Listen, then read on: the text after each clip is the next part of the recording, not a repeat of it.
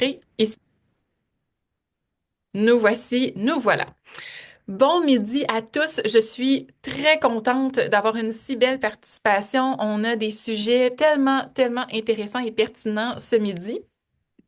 Je reviens, je disais avant qu'on se branche, je mentionnais en fait à Mathieu et à Audrey que je revenais du congrès du DDW en fait, qui est probablement un des plus grands congrès en santé digestive en Amérique du Nord.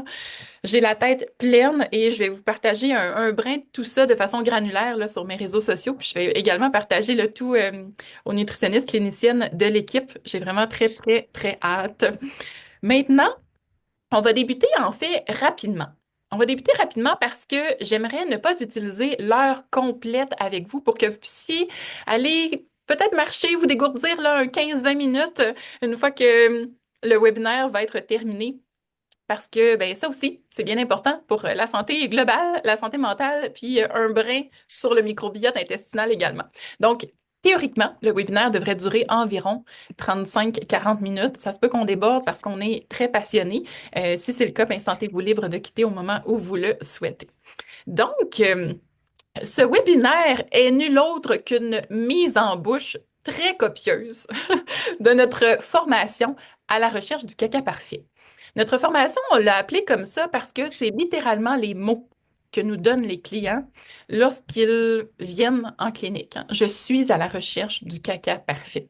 C'est tellement une charge mentale épouvantable d'être, je vais dire, de souffrir en fait de constipation ou de diarrhée ou de divers problèmes digestifs. Donc, bref, si le chapeau vous fait, si vous présentez de la constipation chronique ou de la diarrhée, je vous garde une petite surprise pour la fin. Je vais vous parler justement plus en détail de cette formation-là. Je termine d'admettre nos tout nouveaux également. Donc, encore une fois, bienvenue à tous. Alors aujourd'hui, j'ai l'honneur de ne pas présenter parce que j'ai l'honneur, oui, de recevoir deux invités incroyables que j'aime et que j'admire énormément. Alors, je vais vous les présenter. Là, je vais vraiment devoir aller à mes notes. Donc, désolée pour celles et ceux qui attendent en liste d'attente. Alors, Audrey Cyr. Audrey Cyr, qui est une fille avec qui je travaille au quotidien, diététiste nutritionniste à la clinique Epitelia, titulaire d'une maîtrise en nutrition de l'Université Laval. Tu es clinicienne depuis près de 15 ans. Tu t'es formée une expérience clinique dans de nombreux domaines au niveau de la nutrition, mais avec un intérêt quand même particulier pour tout ce qui concerne le microbiote, la santé digestive, puis en fait, tous les impacts finalement de la santé digestive sur la santé globale. Tu es formatrice chez Epitelia Pro. Tu es notre personne en charge des conférences médicales et des formations auprès des autres professionnels de la santé également chez Epitelia. Et tu t'intéresses notamment aux liens entre l'alimentation et les troubles gastro-intestinaux, puis l'alimentation et les maladies qui ont une composante inflammatoire et auto-immune. Donc, je suis vraiment contente que tu te sois libérée aujourd'hui. Merci.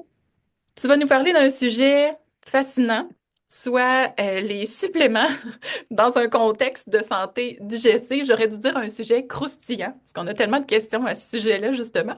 Et mon autre invité, très spécial, que je connais depuis plusieurs années déjà, permettez-moi de vous présenter Dr Mathieu Millette. Tu es diplômé avec mention de l'Institut national, pas l'Institut national, je m'excuse, de l'INRS, Institut Armand Frappier. Voilà. C'est une référence dans le domaine des probiotiques depuis 25 ans, ça nous rajeunit pas. Non, en effet. Microbiologiste chevronné, conférencier, vous allez voir, c'est un excellent vulgarisateur, aussi passionné que moi sur le sujet du microbiote et de la santé digestive. Ses recherches visent à élucider en fait les mécanismes d'action des bactéries probiotiques et à mieux comprendre les interactions entre les micro-organismes bénéfiques, le microbiote intestinal et le système immunitaire. Tout un beau trio. Tu es également professeur associé à l'INRS, Institut Armand Frappier, membre actif de l'Association des microbiologistes du Québec. Mathieu est auteur, fallait que je prenne ma respiration. Mathieu est auteur, co-auteur de plus de 60 publications scientifiques, chapitres de livres évalués par des pairs, inventeur également de 4 applications brevetées. Je suis tellement contente, Mathieu, que tu sois là et je t'ai donné tout un défi aujourd'hui. Je voulais, en fait, dans les objectifs, que je t'ai soumis, mon Dieu, je m'excuse parce qu'il y a tellement de monde encore qui arrive. Je voulais que tu puisses nous démystifier, en fait, ce qu'est un microbiote équilibré d'abord, ce qu'on connaît à propos de la science à ce niveau-là, parce qu'on va se parler ensuite de déséquilibre. Donc, qu'est-ce qui se passe au sein du microbiote dans un contexte de constipation chronique, dans un contexte de diarrhée, parce que c'est vraiment à ces deux conditions cliniques-là, finalement, ben, sur ces deux conditions cliniques-là, qu'on va se pencher aujourd'hui. Fait que j'aurais envie de te laisser la parole, mon cher Mathieu, pour d'abord nous décrire, ben, c'est quoi un microbiote équilibré? Merci beaucoup, Andréane. Premièrement, merci de l'invitation. C'est toujours un plaisir de partager ce sujet-là qui m'enthousiasme, qui me passionne depuis vraiment très, très longtemps, depuis mon jeune âge. Puis je suis content, ça c'est un message à tout le monde. C'est vraiment, on est dans une période très faste de découverte dans tout ce qui touche ce qu'on appelait anciennement la flore intestinale, ce qui est maintenant appelé le microbiote ou le microbiome intestinal. Donc, avec l'avancement des technologies moléculaires, ça l'a permis d'augmenter notre bagage de connaissances de façon exponentielle. Et puis, comme tu le sais, Audrey, Andréane, il n'y a pas une semaine qui passe sans qu'il y ait des centaines de nouvelles publications qui sont publiées sur le sujet. Donc, on y perd notre latin. C'est tous des beaux noms de bactéries écrites en latin, mais on y perd notre latin parce qu'il y a vraiment beaucoup, beaucoup, beaucoup d'infos qui sortent de partout dans le monde. Puis la première question que tu me poses, je sais que le temps est limité, mais est ultra complexe. C'est quoi un microbiote équilibré? C'est quoi un microbiote en santé? Puis je me suis creusé la tête, je me suis penché là-dessus. J'ai regardé dans la littérature la plus récente, et puis il n'y a pas de consensus scientifique, malheureusement. Donc, c'est un microbiote, donc c'est un ensemble de bactéries, tu sais, c'est quoi le microbiote, là? C'est tous les microbiotes de l'intestin, c'est tous les micro-organismes, des êtres invisibles à l'œil nu qui colonisent, qui habitent notre tractus digestif. De la bouche jusqu'à l'anus. Voyez le système digestif comme un tuyau qui nous traverse de part en part, puis ça fourmille de petits micro-organismes. Virus, des moisissures, des levures, les fungus, il y a même des parasites qui font partie du microbiote, mais on entend souvent parler, le plus souvent, des bactéries. Donc, mais sachez que c'est pas juste des bactéries, c'est beaucoup plus que ça. Il y a jusqu'à 1000 fois plus de virus dans notre microbiome intestinal que de bactéries. Puis déjà, il y a autant de bactéries qu'il y a de cellules qui constituent notre corps. On parle de milliards de bactéries. Fait que vous pouvez juste imaginer l'ampleur, c'est extrêmement complexe. De un. De deux, ce beau microbiote varie d'une personne à l'autre. Il est aussi unique que les empreintes digitales ou nos iris. Fait que ça rajoute une couche de complexité. Mhm. Et puis, ensuite de ça, il varie. Donc, il va varier en fonction. Le principal moteur, je suis bien placé avec Audrey et Andréane. Je suis contente que vous m'ayez invité, mais vous avez le plus d'influence. Ce qu'on se met dans la bouche, c'est ça le plus gros moteur qui va affecter la diversité du microbiote intestinal. Donc, l'alimentation, la prise de médicaments, ça va être la génétique, même notre génétique, même nos gènes, surtout ceux qui sont responsables de toute la détection par le système immunitaire. Donc, c'est la génétique, l'alimentation, les médicaments. Pensez juste aux antibiotiques, c'est le plus facile à comprendre. On prend une ronde d'antibiotiques pour chez les enfants, malheureusement, on va être diagnostiqué avec de l'otite. La plupart du temps, c'est viral, on n'a pas besoin d'antibio, mais bon, on va donner une petite shot d'antibiotique pour être certain qu'il n'y ait pas de surinfection ou quoi que ce soit. Ça va vite. Donc, c'est quoi un microbiote? C'est unique, propre à nous. C'est une collection de micro-organismes qui est associée avec une absence de symptômes. On va le définir comme ça. C'est bon. Je vais rester là-dessus pour l'instant. Non, mais je trouve ça intéressant parce que tu sais, tu nous parlais que l'alimentation avait un impact justement sur la diversité. Donc, est-ce qu'on doit en comprendre que, dans le fond, dans la littérature, même s'il n'y a pas de consensus actuel, ben, le consensus qu'on voit quand même, c'est que les signatures en santé, donc celles qui sont associées à aucun symptôme, ce sont des signatures diversifiées. La plupart du temps, Andréane, je vais vous donner un contre-exemple tantôt, mais la plupart du temps, ce qu'on voit, c'est que plus le microbiote intestinal est riche et diversité, donc plus il y a de sortes de bactéries qu'on va retrouver dans l'intestin de quelqu'un, mieux cette personne-là a de chances d'être en santé. Plus grandes vont être les chances d'être en santé. Il y a une exception, comme je le disais. Donc, on a remarqué, c'est en 2016, dans une revue prestigieuse, un groupe de recherche qui ont montré que la grande diversité du microbiote intestinal était associée avec un ralentissement du transit intestinal. Puis et puis ce ralentissement de transit intestinal était associé avec une plus grande présence dans le sang, des métabolites de dégradation des protéines. Donc, les bactéries, en restant plus longtemps dans l'intestin, très diversifiées, elles ont beaucoup de fonctions, elles sécrètent beaucoup d'enzymes, elles vont dégrader beaucoup de sortes de protéines, beaucoup de sortes de macronutriments qu'on a dans nos intestins. Il va y avoir, oui, la production de bons métabolites, de petites molécules qui vont être bénéfiques pour la santé, mais aussi ont plus de chances des produits de dégradation des protéines qui ne sont pas toujours intéressants. Puis ça, on va les retrouver en plus grande concentration dans le sang, puis ça peut mener à des conséquences. C'est associé avec plus de ballonnement, plus. C'est ça les symptômes quand un microbiote n'est pas diversifié, n'est pas en santé. On va souvent avoir certains symptômes qui sont, comme je le disais, un peu vagues, un peu flous. Je le disais avant notre rencontre. Donc, ballonnement, de la diarrhée, de la constipation, ça peut être d'alternance de problèmes de motilité intestinale, ça peut être de la douleur abdominale, donc des crampes. Pensez à tout ça, Mhm. c'est comme ça que notre intestin, notre tube digestif réagit lorsque ça va pas. Puis ça, c'est pas spécifique à chaque condition. Souvent, ça va. Il y a plusieurs conditions qui vont mener à ces symptômes. Puis, est-ce que dans la littérature, on a remarqué des signatures différentes, dans le fond, dans un contexte de constipation, puis dans un contexte de diarrhée? Ça, c'est une très bonne question. C'est pas si clair que ça non plus. Donc, oui, il y a plusieurs facteurs qui peuvent causer, tu sais, c'est multifactoriel. Ces deux problématiques que tu viens de me nommer étant multifactorielles, je me suis concentré sur la constipation chronique. Un peu la constipation dont on n'a pas de cause vraiment. Ça peut être des obstructions, ça peut être des sténoses, ça peut être des problèmes physiologiques. Ça, on va mettre ça de côté. Mhm. Mais lorsqu'on a juste de la misère, on va pas souvent aux toilettes, on va pas souvent déféquer, bon appétit tout le monde. Ça ralentit, on force, c'est toujours, même si on va aux toilettes, on a le sentiment que c'est pas complètement évacué. Donc, tout ça, constipation chronique un peu en termes scientifiques, on appelle ça idiopathique, qui n'a pas de cause connue. Les symptômes, je viens de vous le mentionner, ça peut être aussi des reflux gastriques, donc c'est très diffus partout. Est-ce qu'il y a une signature? Il y a certaines bactéries. Donc, il y a eu quelques scientifiques, quelques groupes qui se sont penchés là-dessus au fil des années avec les technologies les plus modernes d'analyse. Puis ce qu'on voit, c'est que les bactéries productrices, en fait, c'est pas une ou deux bactéries, c'est un groupe de bactéries qui sont sous-représentées, dont l'abondance relative a été réduite. On pense aux bactéries productrices d'acides gras à chaîne courte. Mhm. Les fameux acides gras à chaîne courte, en anglais short chain fatty acids, elles sont hyper importantes. Elles sont très populaires dans le monde du microbiote intestinal depuis quelques années. Les, les fibres, on va consommer des fibres. La plupart ne vont pas se rendre, bon, je ne veux pas dire la plupart, mais certaines ne vont pas être digérées par nos enzymes humaines. Elles vont se rendre dans le côlon. Puis dans le côlon, dans le gros intestin, certaines bactéries vont dégrader ces fibres pour aller chercher de l'énergie pour elles-mêmes.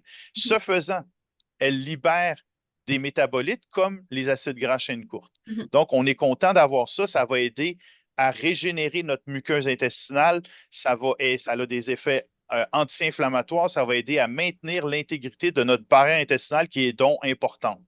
Fait que Puis là, si je dans la comprends bien, constipation chronique, il ouais. y a une réduction des bactéries qui produisent ces acides gras chaîne courte, sont moins capables de le faire. Il y a une accumulation des fibres et il y a toutes sortes d'autres problèmes qui peuvent en découler. Fait que ça, c'est une des signatures de la constipation chronique. OK, intéressant. Puis, dans le fond, ben, je sais que c'est peut-être nouveau, mais je te lancerai juste cette dernière question-là au niveau de la diarrhée. Ce qui semblait ressortir, en fait, des études qui nous ont été présentées au DDW il y a 3 jours, là, c'était que les signatures qui étaient plus associées à la diarrhée, c'était des signatures qui émanaient davantage du petit intestin et non Hmm. du gros intestin. Donc, tu sais, actuellement, on étudie beaucoup les bactéries puis euh, le microbiote, excusez-moi, j'allais dire les Oui. micro-organismes du gros intestin. Mais quand il y a un débalancement finalement au niveau du petit intestin, on le voit pas toujours parce que actuellement, ben, ce qu'on fait, c'est des échantillons fécaux. Donc, quand on regarde le caca des gens, on n'est pas capable d'aller voir finalement les changements bactériens qui ont lieu au niveau du petit intestin. Puis il y aurait peut-être une piste à suivre de ce côté-là pour expliquer un petit peu mieux la diarrhée dans un contexte, tu sais, quand on focus juste sur le microbiote intestinal. Est-ce que tu avais lu ça un petit peu, toi, Mathieu? Un petit peu, Andréane, mais je vais te dire, encore une fois, c'est très compliqué. Surtout la diarrhée. Il y a tellement de causes qui peuvent mener à la diarrhée. Faites juste penser aux micro-organismes infectieux. Ça peut être des virus, ça peut être des bactéries pathogènes qui sont connues. Je pense à la C. difficile, je pense à E. coli, à Salmonelle. Le corps va réagir à ces bactéries méchantes, pathogènes, pour les éliminer. Mhm. Puis pour ce faire, ben, le système immunitaire va monter une réponse et puis il va faire, allez, sortez, on élimine, on arrête d'absorber, l'intestin va arrêter d'absorber les fluides et puis il va aller en diarrhée. Puis l'objectif, c'est vraiment de se protéger, c'est d'éliminer les pathogènes. Il y a toute cette piste-là. Fait que Ouais. ça peut être petit intestin, ça peut être gros intestin. Mhm. Puis là, après ça, si on s'en va, il y a le syndrome de l'intestin irritable qui est aussi très, très fréquent. 11% de la population mondiale, c'est très fréquent en Amérique du Nord. Une des principales causes de consultation en gastroentérologie. Je suis sûr aussi, dans votre centre, vous voyez beaucoup de personnes avec l'intestin irritable. Il y en a qui ont une composante diarrhéique. Et puis, il y a justement une énorme étude qui vient d'être faite sur ce groupe de sujets en particulier. Donc, syndrome d'intestin irritable, prédominance diarrhéique, on voit qu'ils ont remarqué, ils ont analysé là, des milliers de métagénomes d'individus. Donc, c'est plusieurs milliers comparé à des cohortes saines. C'est vraiment une des plus grosses études dans le domaine. Ça vient de publier. Ce qu'on voit, c'est qu'il y a 60 genres bactériens, des espèces bactériennes qui sont modulées. 48 sont surreprésentés par rapport à la cohorte saine. 12 sont sous-représentés. Puis encore une fois, dans les 12 sous-représentés, c'est la même chose que la constipation. C'est souvent les espèces associées à la production d'acide gras chaîne courte. Puis Intéressant. tandis que dans les surreprésentés, bon, on parle des Clostridium, on parle même des Ruminococcus qui sont pourtant considérés comme des bonnes bactéries. Beaucoup de Clostridium, je l'ai devant moi, Fusobacterium, des Venolella, Strepto, il y a même des Lactobacillus reuteri qui sont Est-ce que c'est une cause ou une conséquence? C'est pas clair encore. Ce qu'on voit, c'est que la personne a des conditions, Mhm. on analyse son microbiote, leur microbiote, puis on voit des différences. Là, est-ce que c'est les changements de microbiote qui causent la diarrhée ou c'est puisqu'il y a des diarrhées, c'est ça qui va changer le microbiote? Là, la grande question est toujours ouverte. C'est pas clair. Mhm. Moi, ce qu'on sait, c'est que le microbiote, c'est un des éléments à considérer dans C'est l'entièreté clair. de la problématique. Oui. Merci beaucoup, vraiment. Puis, Andréane, je veux juste finir une petite chose. Vas-y, je Dans te cette laisse. même grosse étude, il y a un des traitements pharmacologiques qui est je sais pas si c'est de plus en plus, mais qui est de plus en plus étudié à tout le moins, c'est l'utilisation d'un type d'antibiotique à large spectre, la rifaximine, pour traiter syndrome d'intestin irritable, à prédominance diarrhéique. Mhm. Et puis, ils ont aussi évalué ces cohortes. Puis, ils ont vu que lorsqu'il y avait le traitement rifaximine, plus de 60% des espèces que je viens de vous parler, des 60, se renormalisaient. C'était pas un retour à la normale par rapport à la cohorte saine parfait, Mhm. mais beaucoup, beaucoup, l'antibiotique semblait changer, faire cheminer le microbiote intestinal, réduisait les symptômes, puis Mhm. c'était intéressant. Donc, à suivre. Ah, à suivre, à suivre. J'arrête pas de dire ça, moi. À chaque fois que je parle de microbiote, je dis à Malheureusement. suivre. Parce qu'au final, ben, c'est ça, plus on en découvre, plus on réalise qu'il y en a à découvrir. Donc, c'est assez fascinant. Merci beaucoup. Tu pourras revenir de temps à autre dans la Oui. discussion que j'aurai avec Audrey, évidemment. Dans le fond, Audrey, avant qu'on continue, il y a une question dans le chat. Est-ce que tu pourrais me définir, Audrey, c'est quoi la constipation, puis c'est quoi la diarrhée? Parce qu'on me demande, tu sais, est-ce que c'est normal si je vais pas à la selle tous les jours? Accepterais-tu de nous faire cette petite différence-là? Oui, effectivement. Oh mon Dieu, là, tu m'en poses une bonne. Je t'ai pas préparée, mais dans le fond, il y a ce qu'on appelle les critères de Rome que les médecins utilisent, par exemple, pour diagnostiquer une constipation chronique. Dans ça, il y a effectivement la fréquence des selles. Il y a la consistance des selles. Il y a, si je me trompe pas, d'avoir besoin de l'utilisation régulière d'un laxatif pour aller à la selle. Le fait de justement forcer, là. Donc, il y a ça, puis là, et mon Dieu, je sais pas si... Je pense que c'est Une, euh, sens- une normal. sensation, il y a 6 critères, là, je les oui, ai c'est devant moi. ça. Ah, Sensation de blocage forcé, faire des manœuvres manuelles aussi dans au moins 25% des cas, c'est euh, ça. puis moins de 3 mouvements intestinaux par semaine. Par semaine, c'est ça. Ouais, Donc, effectivement, pour répondre à la question, aller à la selle aux 2 jours et n'avoir aucun autre de ces critères, ben, vous n'êtes pas constipé en théorie. Mais j'amène l'autre point, qu'on peut être constipé puis aller à la selle tous les jours. Hmm. Donc, Ah, c'est intéressant, ça. Oui, c'est ça. Je sais pas, là. En tout cas, des fois, je dis ça à mes clients, je dis il y a plus d'entrants que d'extrants. Donc, il y en a plus qui gagnent qui sort.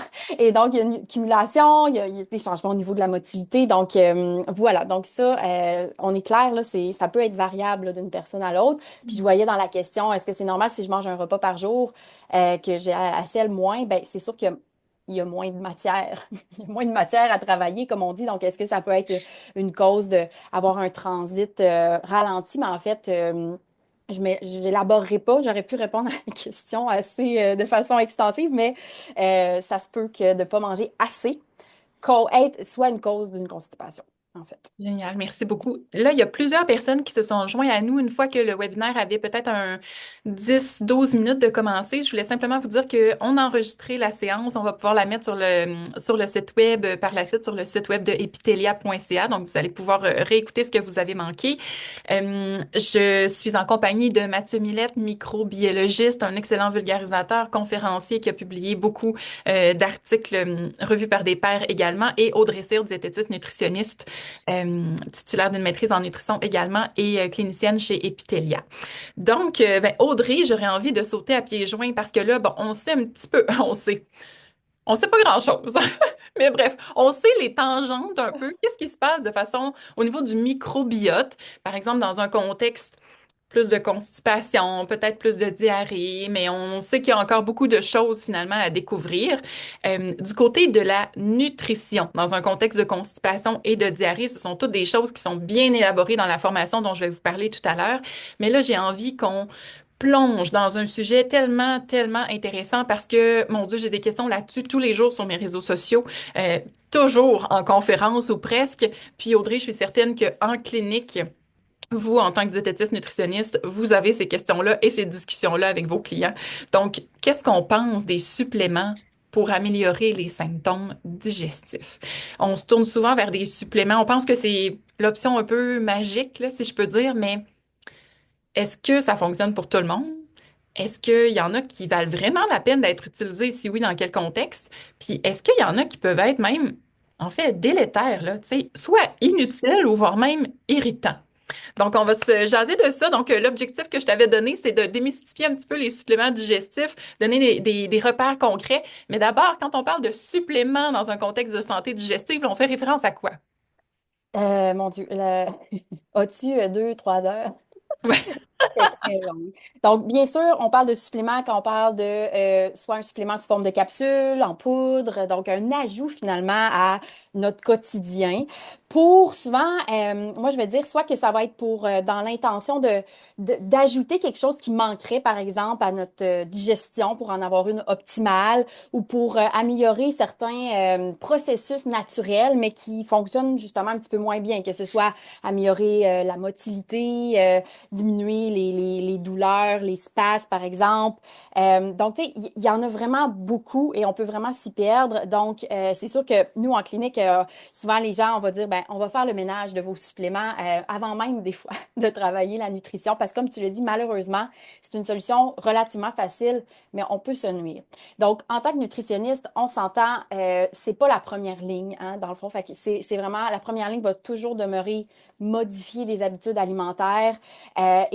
Plus souvent qu'autrement, je dois vous dire que on y arrive sans l'aide de suppléments, mais je pense quand même qu'il y en a qui peuvent être pertinents. C'est ça qu'il faut comprendre, là. Je pense que probablement que la plupart d'entre vous le savez aujourd'hui.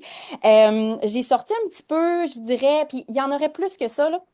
Mais Andréane, là, je vais aller dans la partie qu'est-ce qui est peut-être à faire attention, dans le fond, en termes de suppléments. Je vais dire le premier, peut-être inutile, je vous dirais les greens.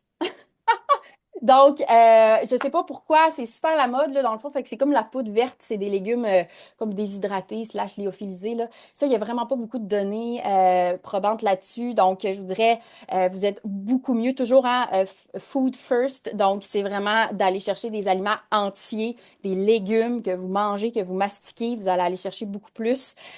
Donc, ça, en termes d'inutilité, puis en termes de, vous en avez plus, vous en avez pas pour votre argent, les greens. En termes de un petit peu plus irritant, c'est toute la catégorie des fibres en poudre. Je vous dis, je suis autant pour que contre, ça dépend du contexte. je vous mets justement en contexte. Je prends un supplément de fibres insoluble. OK? Donc, exemple, là, j'ai tous les exemples. Exemple, oh mon Dieu, le Bénéfibre, par exemple. OK? Là, c'est pas nécessairement pour la coller plus lui que l'autre, mais ça me vient en tête. Si je prends ce type de fibre-là et que je suis, par exemple, en diarrhée, ben c'est quand même une fibre qui a tendance à être plus résistante à la digestion, voire irritante. Donc, je dis toujours le bon type de fibre pour le bon type de personne. Par exemple, si on a un supplément de fibres, qu'on aurait des prébiotiques à l'intérieur. Donc, ça, pour les gens, par exemple, qui auraient des ballonnements, ben, c'est peut-être pas le meilleur pour vous, du moins pour commencer. Je suis tout à fait pour l'utilisation de prébiotiques, mais pas nécessairement dans tous les cas, nécessairement. Donc, si vous voyez des mots comme chicorée, inuline, fructo-oligosaccharides, des choses comme ça, puis que vous êtes vraiment ballonné, c'est sûr que c'est peut-être pas le meilleur pour vous, par exemple. Les fibres, c'est très complexe. Je sais pas si vous saviez, mais il n'y a pas juste soluble puis insoluble. Puis c'est ça dans la formation à la recherche du caca parfait que on élucide un peu parce qu'il y a non seulement soluble, insoluble, mais aussi leur degré de fermentation après ça. Est-ce qu'elles deviennent visqueuses ou non? Donc, il y a vraiment beaucoup de propriétés des fibres et c'est très mêlant, là. C'est très mêlant pour vous de faire la distinction entre tous ces types de fibres-là. Donc, là, je m'arrête parce que je pourrais aller un petit peu plus loin. Mais Audrey, Puis, je vais oui. juste revenir, Audrey, parce que là, on est en train de parler de plusieurs, puis je trouve que Mhm. c'est tellement pertinent d'avoir comme des réponses concrètes pour chacun d'eux. Donc là, Oui. les greens, on a dit non, ça vaut pas la peine. Dans les suppléments qui sont soit inutiles ou soit à éviter, je sais que dans notre discussion préalable, tu m'avais mentionné, entre autres, le magnésium. Est-ce que tu peux m'en parler un peu plus de celui-là? Effectivement. Donc, encore là, ça dépend de notre profil. Donc, le magnésium sous sa forme qu'on appelle citrate ou oxyde, par exemple, va avoir tendance dans le fond, c'est comme un peu, on va l'appeler un laxatif osmotique, c'est-à-dire que ce qui n'a pas été absorbé dans notre tractus digestif reste dans la lumière intestinale et fait un appel d'eau, dans le fond. Donc, pour les gens constipés, ben, ça peut et là, je dis vraiment, ça pourrait être une option. C'est pas nécessairement endossé par toutes les associations en gastroentérologie, mais moi, en clinique, des fois, hein, comme je vous ai dit, après la première ligne, deuxième ligne, troisième ligne, on pourrait l'essayer. Donc, ça peut être une option à considérer. Donc, oxyde ou citrate de magnésium.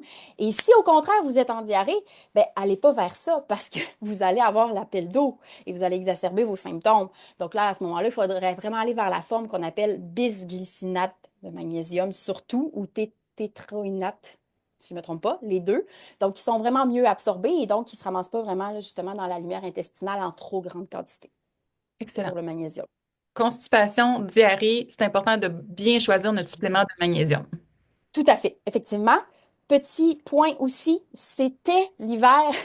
Je veux juste vous dire, faites attention à vos suppléments qui contiennent beaucoup de vitamine C. Ils sont laxatifs. Tu sais, là, les hautes doses de vitamine C avec du zinc, là, parce qu'on ne veut pas attraper le rhume, là. Faites vraiment attention, ça a le malheureux effet de pouvoir donner des diarrhées aussi. Puis des fois, on se rend compte qu'il y en a dans plein de produits qu'on consomme aussi en surplus. Si je prends certains électrolytes, si je prends des vitamines, des multivitamines, si on fait le total, là, ça en fait vraiment beaucoup. Donc ça, à faire attention, ça pourrait vous nuire aussi. C'est bon. Puis C'est tantôt, on bon? parlait donc des suppléments de fibres. Oui. Est-ce qu'il y en a certains qui vont être quand même plus intéressants? Toujours, on comprend toujours que c'est en deuxième puis en troisième ligne, donc plus intéressant justement pour un profil constipation versus un profil diarrhée. Oui, tout à fait. Donc, comme je vous disais tout à l'heure, les fibres ont plusieurs propriétés. Quand on est en mode plus diarrhée, ce qu'on va rechercher, ça va être de vraiment former les selles, attirer les liquides, si on peut dire, dans le tractus digestif. Donc, on veut vraiment avoir une fibre qu'on appelle soluble. Donc, ça, vous l'avez sûrement déjà entendu. On recherche un petit peu plus les fibres solubles, moins irritantes aussi pour le système digestif. Donc, ça va rapatrier l'eau et ça va aider à former les selles. Et ça, une des les fibres intéressantes pour ça, c'est vraiment le psyllium. Donc, pour ne pas le nommer, du métamucil. Bien sûr, idéalement, ça serait d'aller vers la version qui est comme naturelle, sans sucre ajouté, puis tout ça. Donc ça peut être vraiment intéressant. Donc nous, en diarrhée, c'est pas rare qu'on l'utilise vraiment, là, le psyllium. Puis peut-être du côté constipation, j'aime bien en clinique, puis c'est drôle parce que il y a des études autant où il va y avoir des résultats autant en diarrhée qu'en constipation, quoi qu'on l'utilise un petit peu plus en constipation en clinique, mais c'est la gomme de Guar partiellement hydrolysée. Donc, ça, en fait, ça peut être intéressant, là, justement, en constipation. Et puis, un des suppléments là, qui me vient à l'esprit, ça pourrait être, par exemple, du Fibre 4, là, qui est facilement accessible en pharmacie. Il y en a chez Costco, il y en a un petit peu partout. Donc, la gomme de Guar, quand même intéressante au niveau des fibres. Donc, c'est deux fibres qui sont solubles quand même, mais qui vont pas être à un degré de fermentation très, très, très élevé pour justement pas parce que c'est pas rare, là. Ah, j'ai essayé telle fibre, puis là, je suis gonflée, je suis ballonnée. Ben, c'est parce que vous n'avez pas choisi le bon type de fibre. Oui, parce qu'on Alors, entend voilà. souvent ça dans les discours généraux. Puis moi-même, je Oui, dis souvent, tu sais, augmenter les fibres, augmenter les prébiotiques, mais dans certains contextes, ça peut exacerber les symptômes, surtout si on ne choisit pas le bon type de fibre pour nous. Je veux, avant de faire une conclusion de tout ça, je veux surtout pas qu'on passe sous silence les enzymes digestives. oui. Dernier point, super, merci. Ah ben non, Euh, enzymes puis probiotiques. Je veux qu'on ait le temps de OK, parler. oui. Oui.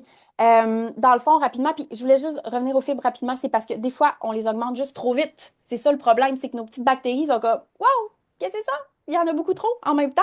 Donc, ben, c'est ça, on essaie d'y aller tranquillement. Donc, c'est peut-être là le problème.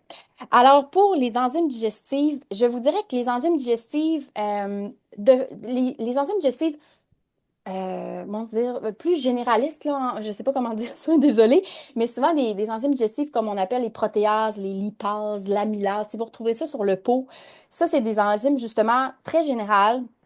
Je vous dirais qu'habituellement, et on n'a pas de données qui portent à croire qu'on aurait besoin, que ça serait efficace dans des troubles digestifs. Donc ça, moi, je les recommande peu ou voire pas.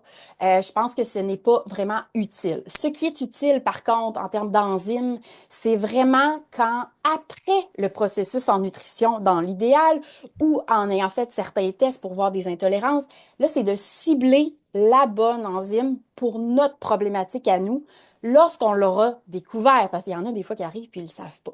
Donc, ça, par contre, on pense à, pas par contre, mais on pense à le lactase pour l'intolérance au lactose, ou on pense à l'alpha-galactosidase pour, par exemple, les galactoligosaccharides qui se retrouvent, par exemple, dans les légumineuses.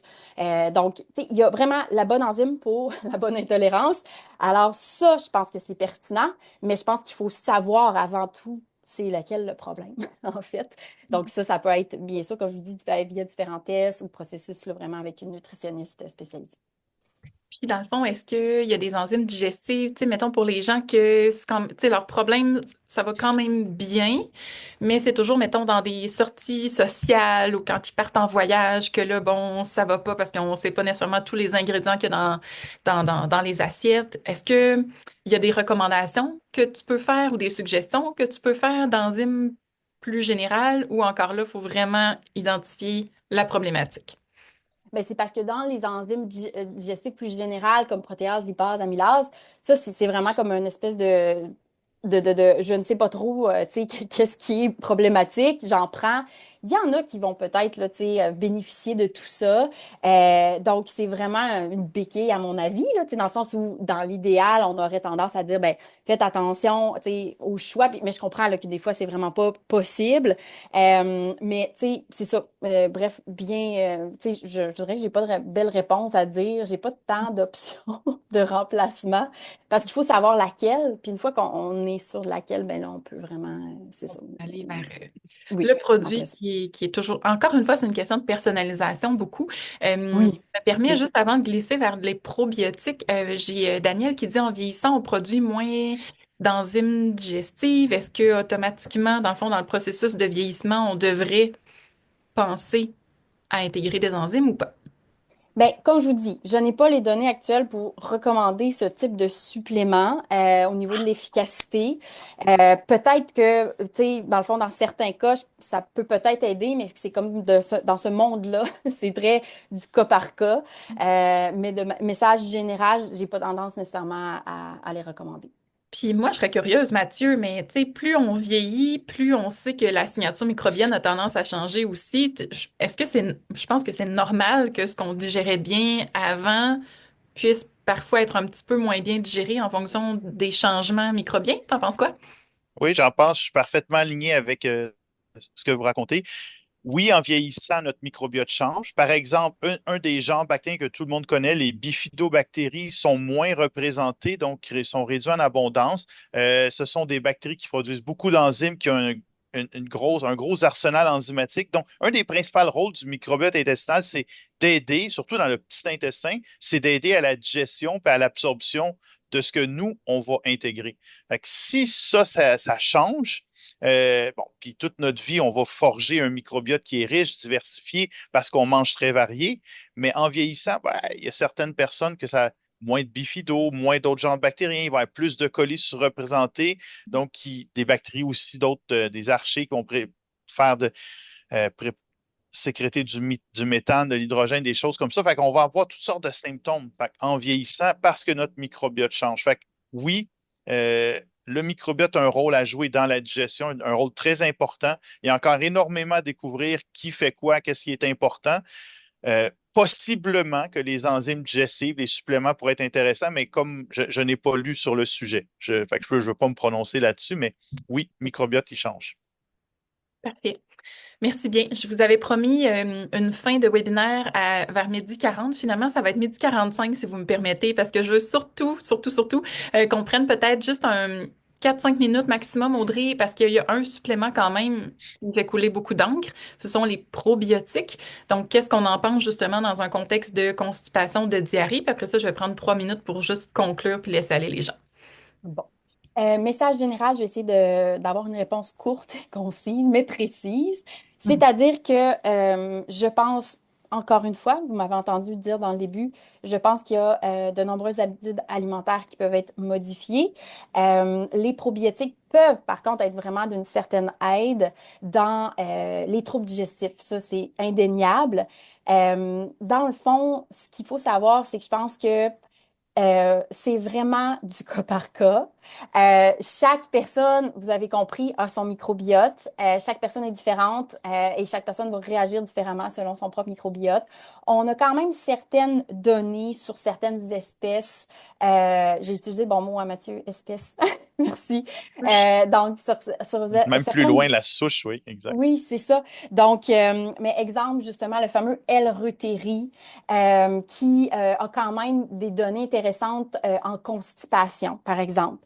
Donc, c'est une espèce, là, puis là, j'ai pas la souche avec les chiffres qui viennent par la suite, mais si vous voulez, tu sais, dans le fond, essayer. Puis en fait, c'est ça, hein, c'est l'idée, c'est vraiment d'essayer un probiotique parce que chaque personne est vraiment différente et il faut l'essayer.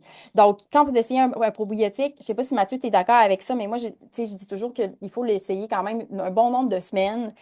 Des fois, il y a même une exacerbation légère des symptômes au début, parce que justement, probablement qu'il y a de l'habituation à faire, mais au moins 4 à 6 semaines avant de dire, oh, OK, ça marche pas, ça m'aide-tu, ça m'aide pas. Oui, Ben, je me rien que permettrais soit. aussi d'ajouter, Audrey, quelque chose là. Faut savoir, moi, je donne toujours l'exemple, puis Mathieu, je pense que tu donnes le même. C'est un peu comme si on allait voir un pharmacien et qu'on dit, ben, je voudrais un médicament pour ma diarrhée. Non, je voudrais un médicament. OK, ouais, mais pourquoi? Pour soulager quoi? Fait que la première chose à se demander, c'est on veut prendre le probiotique, pourquoi? Puis là, en fonction du symptôme ou de la problématique, ben, on va aller chercher les souches qui ont de la littérature pour appuyer leur utilisation dans ce contexte-là précisément. Puis à ce C'est ça. titre, ben, le guide clinique des probiotiques va vraiment nous aider à faire notre choix. Mais Oui, Audrey, je te c'est laisse pour... accessible. C'est ça, c'est accessible grand public. Là, ça s'appelle Guide clinique des probiotiques vendus au Canada, édition probablement qu'il y a une 2024, Oui. 2025. Hein? 2025. Donc, vous pouvez aller vraiment avec tu sais, la problématique. Exemple, constipation, vous allez voir les espèces, la souche qui ont vraiment été étudiées dans des contextes cliniques. Et puis, vous allez vraiment avoir même les noms commerciaux, dans le fond. Donc, exemple, BioGaia pour L-Reuteri. Donc, BioGaia, vous allez retrouver souvent chez les enfants, dans l'allée des enfants à la pharmacie. Tu sais, c'est quand même cocasse. Pour les diarrhées, ben, on a par exemple voyons, voyons, excusez-moi, le S. bouillardi qui est plutôt une levure à action probiotique. Je ne sais pas si j'utilise les bons termes, mais C'est ça une quand levure même. probiotique, Audrey, oui. Levure probiotique, merci, Mhm. super. Donc, en contexte de diarrhée aussi peut être intéressant. Donc, peut-être un petit peu plus le côté diarrhée associé aux antibiotiques. Ça peut être intéressant. Donc, là, j'ai en tête certains noms. Là, je ne sais pas si vous les voulez, mais il y Oui, a, je veux entre les autres, noter. Florastor, à laquelle je pense, ou Bouillardimax, aussi de Renew Life, là, je crois, qui fait ça. Puis, il y a aussi des fois des formulations de plusieurs lactobacilles qui ont été étudiés aussi en contexte de diarrhée, comme je pense à Bioca, il y en a un pour SID, donc SID diarrhée. Fait que là, ça, je pense que Mathieu serait bien placé, mais c'est comme un mix de lactobacillus, Oui, hein, c'est un cocktail d'une formulation qui contient trois souches, un Lactobacillus acidophilus, un Paracasi, puis un Rhamnosus. Bon, super. Donc, voilà, comme je vous dis, vous allez tout retrouver ça dans le fameux guide clinique, mais je pense vraiment que c'est pertinent.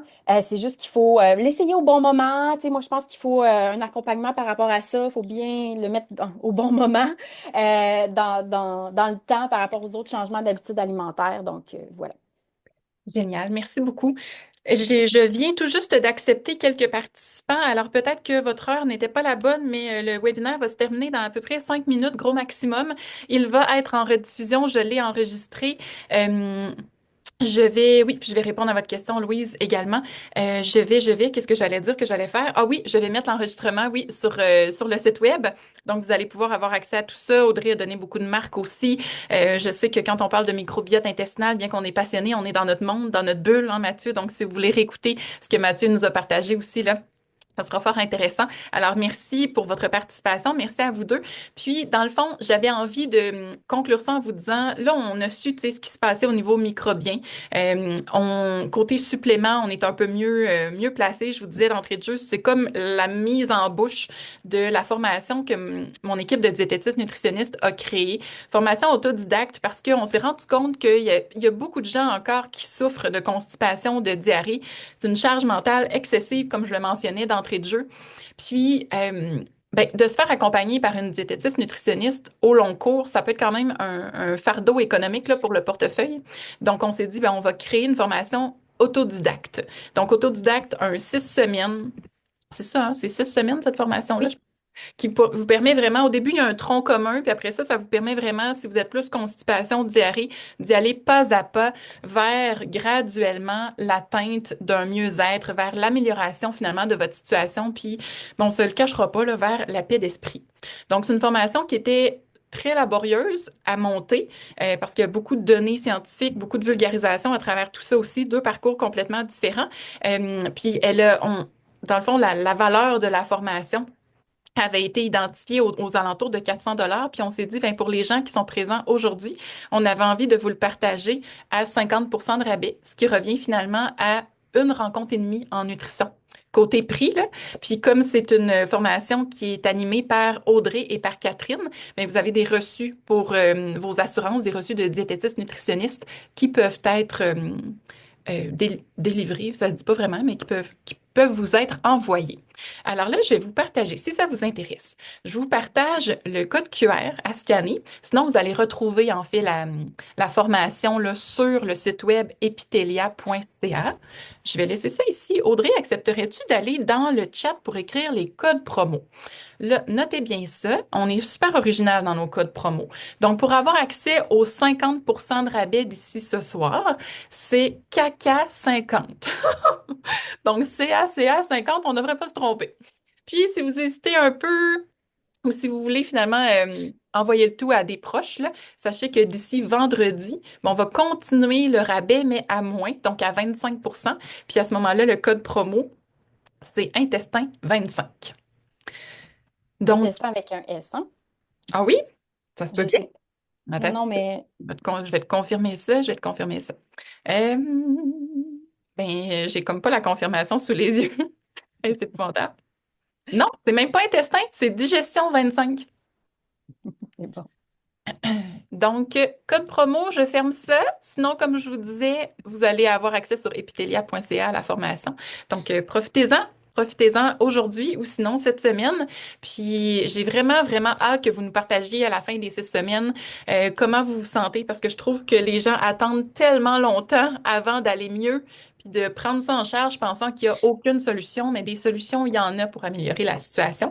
Puis, ben, elles sont globales. Donc, on a mentionné, hein, ça peut être soit au niveau du microbiote intestinal, soit par l'intermédiaire de l'alimentation, qui, elle, a un impact sur le microbiote intestinal, soit par l'ajout des bons suppléments. Et j'aurais tendance à vous dire une belle combinaison de tout ça. Et je fais une mini conclusion en vous disant que un de mes principaux takeaways du congrès auquel j'ai assisté dans les 4 derniers jours, euh, c'est que quand on veut traiter des problématiques digestives, c'est tout aussi important d'aller voir ce qui se passe ici, parce que l'axe intestin-cerveau va bientôt devenir un axe d'intervention et de traitement. Donc, ça sera quelque chose qu'on pourra potentiellement un jour intégrer dans notre formation, mais à la lumière de la toute nouvelle littérature là, qui est sortie, évidemment. Donc voilà, alors moi je vais arrêter l'enregistrement ici. Libre à vous de rester avec nous ou non pour répondre aux quelques questions. Si vous partez en ce moment, eh bien, je vous dis merci beaucoup d'avoir assisté. Prenez soin de vous. Je vous souhaite une santé intestinale comme vous avez jamais vécu auparavant.